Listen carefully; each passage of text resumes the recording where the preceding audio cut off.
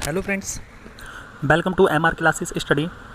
तो मेरा नाम है रोहित गुप्ता और ह- हमारा चल रहा था एडवांस मैथ्स, जिसमें हमारा जो चैप्टर चल रहा था वो चल रहा था डिविजिबिलिटी रूल, विभाज्यता का नियम, जिसका आज हम पार्ट 4 लेकर आए हैं। और इस पार्ट में आज हम बात करेंगे कुछ कॉन्सेप्ट पर और उससे रिलेटिव क्वेश्चंस पर। तो वीडियो देखने से पहले अगर किसी ने मेरे चैनल को सब्सक्राइब नहीं किया है तो प्लीज़ मेरे चैनल को सब्सक्राइब कर दीजिए। तो चलिए बिना टाइम वेस्ट स्टार्ट करते हैं अपने चैप्टर डिविजिबिलिटी रूल का 4 पार्ट। अगर मान लीजिए a की पावर n माइनस b की पावर n दिया है कहीं पर,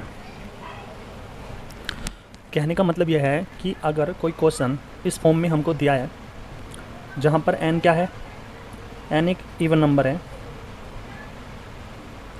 इवन नंबर बोले तो सम संख्या है। सम संख्या वो होती है जो 2 से कट जाए। तो हमेशा ये संख्या किससे डिवाइड होगी? तो ये हमेशा a माइनस बी तथा a प्लस बी से हमेशा डिवाइड होगी। ठीक है, इनसे हमेशा डिवाइड होगी। ये चीज़ आपको याद रखनी है। जैसे इस पर मैं एक क्वेश्चन बता देता हूँ। आप स्क्रीन पर देख रहे हो क्वेश्चन नंबर 47, जिसमें लिखा है कि निम्न में से कौन 23 की पावर 10 माइनस 1024 को पूर्णतः विभाजित नहीं करेगा।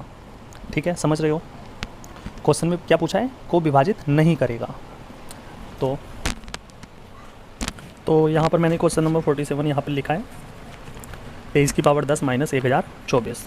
ठीक है, 23 की पावर 10 माइनस 1024 को हम क्या लिख सकते हैं? तो हम 1024 को लिख सकते हैं 2 की पावर 10। ठीक है, अब हम ये देख रहे हैं ये वाला जो क्वेश्चन है वो सीधा इस फॉर्म पे है जो मैंने अभी आपको यहाँ पर बताया, इसी फॉर्म पे है ना। देखिए यहाँ पर a की वैल्यू 23 दी है, n की वैल्यू 10 दी है, माइनस b की वैल्यू 2 दी है और n की वैल्यू 10 दी है। तो इस फॉर्म में ये क्वेश्चन आया। फिर मैंने यहाँ पर कंडीशन बताई कि अगर n है इवन या सम संख्या है, तो हम देख रहे हैं n की वैल्यू यहाँ पर क्या है 10, और 10 क्या होती है? इवन नंबर ही होता है, मतलब सम संख्या ही होती है। तो फिर उसके बाद मैंने क्या बताया? ये संख्या हमेशा a माइनस बी और a प्लस बी से हमेशा डिवाइड होगी। a माइनस बी का मतलब है a की वैल्यू यहाँ पर 23 और b की वैल्यू 2 है, तो ये संख्या a माइनस बी से डिवाइड होगी। a की वैल्यू क्या है? 23, b की वैल्यू क्या है? 2। 23 में से 2 गया बराबर 21। इसका मतलब a माइनस बी से मैंने लिखा था ना कि a माइनस बी से डिवाइड होगी। इसका मतलब इस संख्या को जब हम सोल्व करेंगे तो ये संख्या हमेशा 21 से डिवाइड होगी। उसके बाद मैंने बताया कि अगर इस कंडीशन में ये क्वेश्चन आया है और n की वैल्यू यहाँ पर सम है, तो ये a प्लस बी से भी डिवाइड होगी। a प्लस बी का मतलब है 23 प्लस 2 बराबर 25। इस संख्या का जो भी रिजल्ट आएगा वो 25 से भी डिवाइड होगा। तो हम कह सकते हैं कि 23 की पावर 10 माइनस 2 की पावर 10, इसको जब हम सोल्व करेंगे तो जो भी संख्या आएगी वो 21 से भी डिवाइड होगी और 25 से भी डिवाइड होगी। समझ रहे हो? अब ये संख्या 21 से भी डिवाइड होगी और 25 से भी डिवाइड होगी। इसका मतलब जब कोई संख्या 21 से डिवाइड होगी तो वो संख्या 21 के जो फैक्टर होंगे, गुणनखंड होंगे, उनसे भी तो डिवाइड होगी वो संख्या। तो 21 के फैक्टर हम क्या लिख सकते हैं? 21 को 3 और 7। इसका मतलब वो संख्या 3 से भी डिवाइड होगी और 7 से भी डिवाइड होगी। क्लियर है इतनी बात? बिल्कुल। उसके बाद अगर इस संख्या का रिजल्ट 25 से डिवाइड होगा, इसका मतलब 25 को हम 5 गुणा 5 लिख सकते हैं। इसका मतलब वो संख्या अगर 25 से कट रही है तो 5 से भी कटेगी। तो हम कह सकते हैं इस संख्या का रिजल्ट 3 से भी कटेगा, 7 से भी कटेगा और 5 से भी कटेगा। लेकिन क्वेश्चन नंबर 47 में हमसे पूछा है कि 23 की पावर 10 माइनस 1024 को कौन सी संख्या विभाजित नहीं करेगी, और ऑप्शन दिए हैं 3, 5, 7, 4। तो हमें पता है इस संख्या को 3 भी डिवाइड कर देगी, 5 भी डिवाइड करेगी और 7 भी डिवाइड करेगी। लेकिन इस संख्या का रिजल्ट जो है वो 4 से डिवाइड नहीं होगा। तो इस क्वेश्चन का हमारा ऑप्शन डी हो जाएगा बिल्कुल करेक्ट। ठीक है, तो यहाँ पर मैंने क्वेश्चन नंबर 2 लिया है 11 की पावर 18 माइनस 6 की पावर 18 निम्न में से किससे पूर्णतः विभक्त होगी। 11 से जब हम इसको सोल्व करेंगे तो ये संख्या जो भी आएगी वो 11 से डिवाइड होगी, 17 से डिवाइड होगी, या 6 से, या 25 से। तो हमें पता है कि ये वाला जो क्वेश्चन है वो इस फॉर्म में है।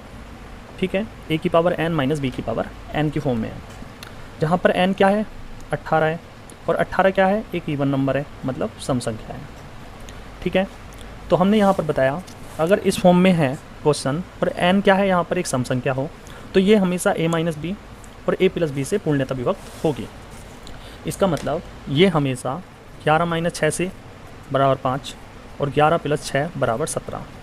तो जब हम इसको सोल्व करेंगे जो भी हमारा रिजल्ट आएगा वो संख्या 5 से भी डिवाइड होगी और 17 से भी डिवाइड होगी।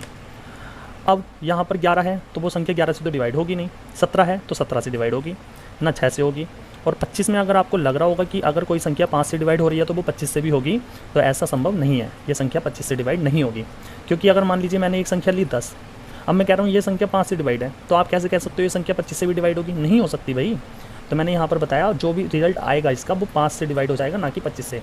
तो इस क्वेश्चन का आंसर हमारा बी हो जाएगा बिल्कुल करेक्ट। 17 से तो वो संख्या डिवाइड होगी ही, क्योंकि हमारा आंसर 17 आया था। ठीक है, अब सेकंड कॉन्सेप्ट क्या है, अगर क्वेश्चन a की पावर n माइनस बी की पावर n की फॉर्म में ही आया है, लेकिन यहाँ पर n क्या है, एक ओड नंबर है, जिसको हम हिंदी में बोल सकते हैं एक विषम संख्या है जो 2 से ना कटे। ठीक है, ऐसी संख्या है तो वो हमेशा a माइनस बी से डिवाइड होगी, a माइनस बी से डिवाइड होगी। समझ रहे हो? जैसे कि आप स्क्रीन पर क्वेश्चन नंबर 45 देख रहे हो, उसमें दिया है 49 की पावर 15 माइनस 1 पूर्णतः किससे विभाजित होगी, और ऑप्शन दिया है हमको 50, 51, 29 और 8। समझ रहे हो? तो यहाँ पर हम लिख सकते हैं 49 की पावर, क्या लिख सकते हैं, 49 की पावर 15 माइनस 1, ये क्वेश्चन में दिया है। तो हम इसको लिख सकते हैं 49 की पावर 15 तो हमको दिया है, माइनस 1 की पावर हम 1 लगाएं या 1000, मतलब कुछ भी लगा लें, जीरो को छोड़ के, उसकी वैल्यू तो हमेशा बनी रहनी है। तो हम यहाँ पर 15 लगा दें, कोई फ़र्क पड़ेगा? नहीं पड़ेगा। अच्छा, अब क्वेश्चन ये बनता है कि हमने 1 की पावर 15 ही क्यों माना?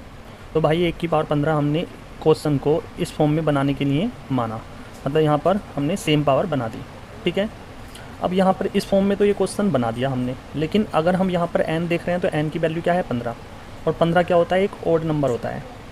तो मैंने यहाँ पर फॉर्मूला बताया, अगर इस फॉर्म में कोई क्वेश्चन दिया है और n यहाँ पर ओड है तो वो हमेशा किससे डिवाइड होगी, a माइनस बी से। तो a माइनस बी यहाँ पर क्या आएगा, a की वैल्यू यहाँ पर क्या है 49 और b की वैल्यू है 1, तो वो हमेशा a माइनस बी से डिवाइड होगा। इसका मतलब 49 में से 1 आप माइनस करोगे, आ जाएगा 48। समझ रहे हो? तो ये संख्या जब हम सोल्व करेंगे तो वो हमेशा 48 से डिवाइड होगी। और 48 से मतलब है अगर कोई संख्या 48 से डिवाइड हो रही है तो वो संख्या 8 से भी डिवाइड होगी, 6 से भी डिवाइड होगी, 8 छंग 48। तो मतलब इसके जितने भी फैक्टर्स होंगे, 48 के फैक्टर्स क्या हैं, 2, 3, 4, 6, 8 और 12 चौक 48, 16, 24, 48, जितने भी 48 के फैक्टर हैं वो संख्या हमेशा इनसे सबसे डिवाइड होगी। समझ रहे हो? तो हमारा ऑप्शन कौन सा ठीक हो जाएगा? ऑप्शन हमारा डी ठीक हो जाएगा, क्योंकि 48 का ही एक गुणनखंड होता है 8। ठीक है, अब एक चीज़ ये याद आती है कि हमें 2 फॉर्मूले बताए यहाँ पर, एक ये बताया जब n इवन होता है और एक बताया ये कि जब n ओड होता है। लेकिन इनको याद कैसे करें कि ये संख्या इससे डिवाइड होगी और ये संख्या इससे डिवाइड होगी, मतलब इवन होगा तो वो संख्या इससे और इससे डिवाइड होगी और ओड होगा तो ये संख्या हमेशा इससे डिवाइड होगी। इन चीज़ों को याद कैसे करें? तो याद करने का तरीका ये है कि हमने बताया अगर इस फॉर्म में कोई भी क्वेश्चन आ जाए और n यहाँ पर इवन हो तो वो संख्या इनसे डिवाइड होंगी। तो आप ऐसा कीजिए, इवन सबसे छोटा इवन नंबर देख लो क्या है, सबसे छोटी सम संख्या क्या है, तो आप कहोगे सबसे छोटी सम संख्या होती है 2। तो यहाँ पर बस 2 रख के देख लो n की जगह, a की पावर 2 माइनस b की पावर 2। अब ये एक वर्गांतर का फॉर्मूला हो गया जिसके फैक्टर्स क्या क्या होते हैं, a माइनस बी और a प्लस बी। तो हम इसको इस तरीके से याद कर सकते हैं। इसका मतलब ये संख्या a माइनस बी से भी डिवाइड होगी और a प्लस बी से भी डिवाइड होगी। इसी प्रकार अगर यहाँ पर इस फॉर्म में क्वेश्चन आ जाए और n हो यहाँ पर ओड का मतलब विषम संख्या हो, तो सबसे छोटी विषम संख्या होती है 1। यहाँ पर 1 रख के देख लो, तो 1 की पावर 1 माइनस बी की पावर 1 बराबर a माइनस बी। तो ये संख्या हमेशा a माइनस बी से डिवाइड होगी। ठीक है, अब मान लीजिए क्वेश्चन इस फॉर्म में आ जाए, a की पावर n प्लस b की पावर n, मतलब बीच में साइन प्लस का आ जाए, तो वो संख्या हमेशा किससे डिवाइड होगी। और यहाँ पर n क्या है, तो n पहले मैं बता देता हूँ, अगर n आए ओड मतलब विषम संख्या आए पावर में, तो ये संख्या हमेशा किससे डिवाइड होगी। तो इसका फॉर्मूला तो अब आप भी बना सकते हो, सबसे छोटी विषम संख्या 1 होती है, इसका मतलब n की जगह 1 रख के देख लो, a प्लस बी।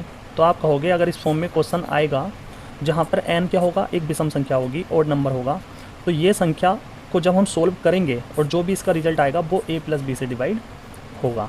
ठीक है, जैसे एक क्वेश्चन बता देता हूँ, जैसे कि आप स्क्रीन पर देख रहे हो question number 44, question number 44। Question में दिया है कि निम्न में से कौन सी संख्या 3 की पावर 41 प्लस 7 की पावर 82 को पूर्णतः विभाजित नहीं करेगी। और ऑप्शन में दिया है 4, 52, 17 और 26। तो सबसे पहले तो हमें पावर को इक्वल करना है। इक्वल कैसे होगी? 3 की पावर 41 प्लस 82 को हम क्या लिख सकते हैं? तो 82 को हम लिख सकते हैं 41 गुणा 2 लिख सकते हैं ना, 2 गुणा 41, ठीक है। उसके बाद 3 की पावर 41 प्लस 7 की पावर 2 की पावर 41, हम इसको ऐसे भी लिख सकते हैं, बिल्कुल लिख सकते हैं। उसके बाद 3 की पावर 41 प्लस 7 की पावर 2 की वैल्यू क्या होती है? 49 की पावर 41। अब हमारा क्वेश्चन बन गया a की पावर n प्लस b की पावर n की फॉर्म में बन गया, जहाँ पर n क्या है? 41, और 41 क्या है? एक ओड नंबर, ठीक है। अगर इस फॉर्म में क्वेश्चन आ जाए और जहाँ पर n क्या हो? एक ओड नंबर हो, जहाँ पर मैंने बताया, तो ये संख्या हमेशा किससे डिवाइड होगी? a प्लस b से डिवाइड होगी। तो यहाँ पर a प्लस बी, a क्या है? 3, b क्या है? 49, तो ये संख्या a प्लस बी से हमेशा डिवाइड होगी। इसका मतलब 3 प्लस 49 बराबर 52, तो ये संख्या हमेशा 52 से डिवाइड होगी। तो ये संख्या अगर 52 से डिवाइड होगी तो 52 के जितने भी फैक्टर्स होंगे, गुणनखंड होंगे, उनसे भी डिवाइड होगी। तो ऑप्शन ए में दिया है हमको 4, तो 52 का एक फैक्टर होता है 4, क्योंकि 52 कट जाता है 4 से, तो वो संख्या 4 से भी डिवाइड हो जाएगी। ऑप्शन बी में 52 दिया है, तो 52 तो हमारा आ ही रहा था, ये संख्या 52 से तो कट ही जाएगी, ठीक है। तो ऑप्शन बी भी हमारा गलत हो जाएगा। उसके बाद ऑप्शन सी क्या है? 17, तो 17 तो 52 का कोई फैक्टर होता ही नहीं, तो हम कह सकते हैं ये संख्या 17 से नहीं कटेगी, क्योंकि ऑप्शन डी भी क्या दिया है? 26, और 52 का फैक्टर एक 26 भी होता है, इसका मतलब वो संख्या 26 से भी कट जाएगी। तो ये संख्या किससे डिवाइड नहीं होगी? तो 17 से डिवाइड नहीं होगी, तो इसका ऑप्शन क्या ठीक हो जाएगा? सी ठीक हो जाएगा, ठीक है। उसके बाद बात करते हैं फोर्थ कॉन्सेप्ट पर, क्या है? तो वो ये है, अगर हमें मान लीजिए इस फॉर्म में कोई क्वेश्चन दिया है a की पावर n प्लस b की पावर n, और n यहाँ पर क्या है? इवन है। इवन बोले तो सम संख्या है यहाँ पर, जो 2 से डिवाइड हो जाती है। तो सबसे छोटी इवन नंबर क्या है? 2 मान लीजिए, 2 ही होती है, तो हम कह सकते हैं a की पावर 2 प्लस b की पावर 2। अच्छा, आपने कभी इसका कोई रूल पढ़ा है क्या? कोई फॉर्मूला पढ़ा है क्या? नहीं पढ़ा, तो हम कह सकते हैं नो रिजल्ट। कहने का मतलब यह है कि अगर इस फॉर्म में कोई क्वेश्चन आया जहाँ पर n क्या है? एक इवन नंबर है, तो हम निश्चित नहीं बता सकते कि वो संख्या किससे डिवाइड होगी, हम निश्चित नहीं बता सकते, ठीक है। तो इसका क्या लिखा मैंने यहाँ पर? No result. तो ये 4 चीज़ें आती हैं, और चारों चीज़ों के आराम से आप रूल भी बना सकते हो, वो मैंने आपको बता दिया। और इस टाइप के मैं आपको कुछ क्वेश्चंस दे रहा हूँ, उनके आंसर आप मुझे कमेंट बॉक्स में बताना। तो चलिए पहले मैं एक क्वेश्चन और बता देता हूँ। क्वेश्चन नंबर 46, जैसा कि आप अपनी स्क्रीन पर देख रहे हो, क्वेश्चन में लिखा है कि निम्न में से कौन 29 की पावर 47 प्लस 23 की पावर 47 प्लस 17 की पावर 47 को पूर्णतः विभाजित करेगा, और 4 ऑप्शन हमको दिए हैं, ठीक है। तो इसको सोल्व करना है, तो हम इसको ऐसे भी लिख सकते हैं 29 की पावर 47 प्लस 17 की पावर 47 प्लस 23 की पावर 47, मतलब ये वाली दोनों टर्म्स को मैंने रिप्लेस कर दिया, ठीक है, एक दूसरे के स्थान पर। उसके बाद अगर मैं इस क्वेश्चन की बात करूँ सिर्फ कि ये बताइए, अगर मैं इसको सोल्व करूँगा तो ये संख्या किससे डिवाइड होगी, तो आप कहोगे ये तो a की पावर n प्लस b की पावर n की फॉर्म का एक क्वेश्चन हो गया, जहाँ पर n क्या है? एक ओड नंबर है। भाई 47 क्या होता है? ओड नंबर होता है। तो ये संख्या किससे डिवाइड होगी? तो आप कहोगे ये तो a प्लस b से डिवाइड होगी। मैं सिर्फ इसकी बात कर रहा हूँ अभी, ठीक है। तो a की वैल्यू 29 है और b की वैल्यू 17 है, तो आप कहोगे जब 29 और 17 को जोड़ोगे तो आ जाएगा 46, मतलब आप कहोगे ये संख्या तो 46 से डिवाइड होगी, ठीक है। अब जब ये संख्या 46 से डिवाइड होगी तो 46 के जितने भी गुणनखंड हैं उनसे भी डिवाइड होगी। तो 46 का एक गुणनखंड 2 होता है और एक 23 होता है, इसका मतलब वो संख्या यहाँ से यहाँ तक को जब हम सोल्व करेंगे तो वो संख्या 2 से भी कटेगी और 23 से भी कटेगी। तो हम कह सकते हैं यहाँ से यहाँ तक का पूरा क्वेश्चन 23 से डिवाइड होगा, और ये संख्या तो आप कहोगे 23 की पावर 47 है, तो ये भी 23 से डिवाइड हो जाएगी क्योंकि बेस में 23 है। तो हम कह सकते हैं पूरी संख्या किससे डिवाइड होगी, तो आप कहोगे 23 से डिवाइड होगी। तो 46 में ऑप्शन सी हमारा हो जाएगा बिल्कुल करेक्ट, ठीक है। अच्छा, दूसरी चीज़ कि मैंने इन दोनों टर्म को रिप्लेस क्यों किया और 29 के साथ 17 को क्यों रखा, एक क्वेश्चन ये आता है। तो भाई मैंने इसलिए रखा, अगर मैं इन दोनों को जोड़ता तो यहाँ पर कितना आता, तो यहाँ पर आता 52। तो कुछ इस प्रकार से आता कि मतलब हम कह सकते थे कि इन दोनों को जब हम सोल्व करेंगे तो ये संख्या 52 से कट जाएगी। अब हमें ऐसा देखना होता है, इन 3 जो हमको नंबर दिए हैं इनको 2 को ऐसे कनेक्ट करना होता है कि तीसरा उसका गुणनखंड हो। जैसे यहाँ पर हमने देखा कि ये संख्या 46 से कट जाएगी, तो हमने तीसरी संख्या देखी कि वो 46 का यहाँ पर एक गुणनखंड दिया है। अब मान लीजिए मैं डायरेक्ट इस प्रकार से सोल्व करता तो यहाँ पर गुणनखंड आता 52, और 52 जो है वो 17 का तो गुणनखंड है नहीं, इसलिए मैंने इस वाली संख्या को इसके साथ रखा, समझ रहे हो, और ये संख्या मैंने अलग की।